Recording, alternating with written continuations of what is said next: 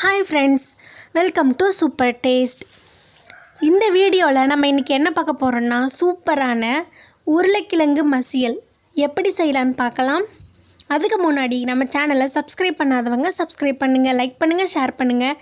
இப்போ வாங்க உருளைக்கிழங்கு மசியல் எப்படி செய்யலான்னு பார்க்கலாம்.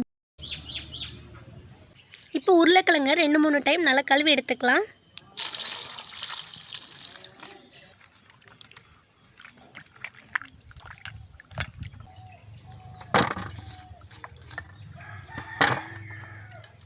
ஒரு பாத்திரத்தை அடுப்பில் வச்சுட்டு உருளைக்கிழங்கு அதில் சேர்த்துக்கலாம்.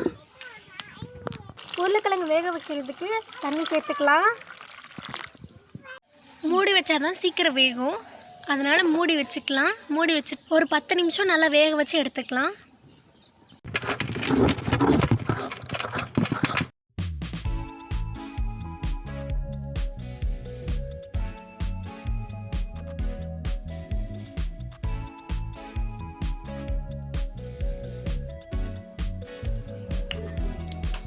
உருளைக்கிழங்கு சூப்பராக வெந்துருச்சு.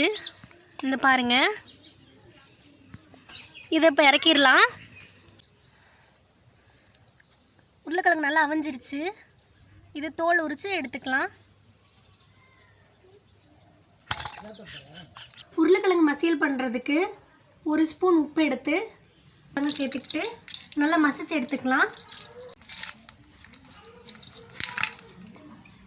இதோட 1 ஸ்பூன் உப்பு சேர்த்து மசிக்கிறதுனால ரொம்பவே சாஃப்டாக இருக்கும், சாப்பிட்றதுக்கும் ரொம்ப டேஸ்ட்டாக இருக்கும். உருளைக்கிழங்கு வந்து நல்லா மசிச்சு எடுத்தாச்சு.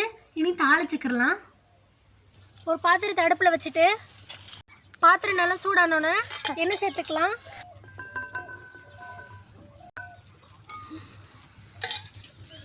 ஒரு ஸ்பூன் சோம்பு, பச்சை மிளகாய், சிறிது கருவேப்பிலை, 5 பூண்டு பல், 1 துண்டு இஞ்சி, 2 வெங்காயம்,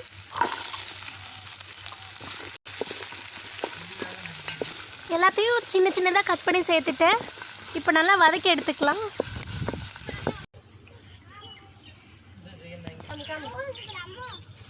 அரை ஸ்பூன் உப்பு சேர்த்துக்கலாம்.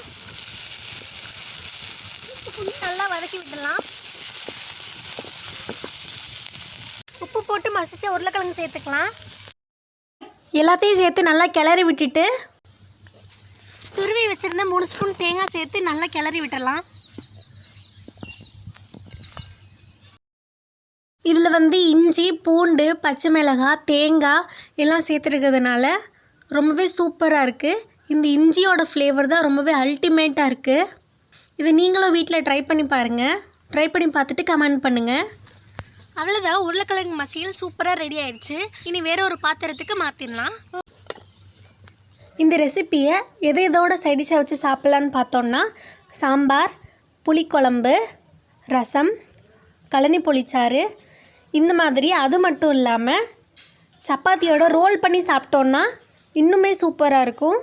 ஓகே ஃப்ரெண்ட்ஸ், இந்த வீடியோ உங்களுக்கு பிடிச்சிருந்துச்சுன்னா லைக் பண்ணுங்கள், ஷேர் பண்ணுங்கள். மறக்காமல் நம்ம சூப்பர் டேஸ்ட் சேனலை சப்ஸ்கிரைப் பண்ணுங்கள், பெல் ஐக்கானை கிளிக் பண்ணுங்கள். மீண்டும் ஒரு நல்ல ரெசிபியோடு சந்திக்கிறேன். தேங்க்யூ.